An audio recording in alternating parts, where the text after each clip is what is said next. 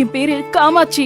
எனக்கு 8 வயசுல ஒரு குழந்தை இருக்குங்க. என் குழந்தை நல்லாதான் இருந்துச்சு. திடீர்னு உடம்பு முடியாம போயிடுச்சு. இட்ட ஆஸ்பத்திரிக்கு தான் தூக்கிட்டு ஓடுனேன். ஆனா அங்க போய் பார்த்தாதான் தெரியுது அங்க எந்த வசதியுமே இல்ல.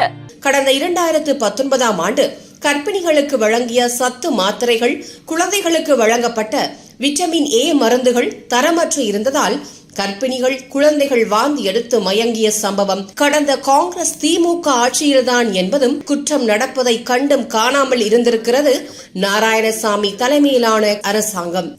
இந்த அரசாங்கத்துக்கு மக்களோட உயிர் மேல எந்த அக்கறையும் இல்லங்க.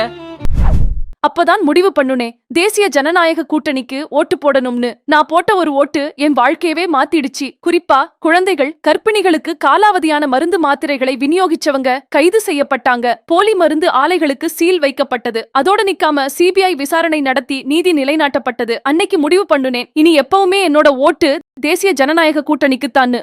மக்களே, நல்லாட்சி தொடர, புதுவை மலர, வாக்களிப்பீர் தேசிய ஜனநாயக கூட்டணிக்கு.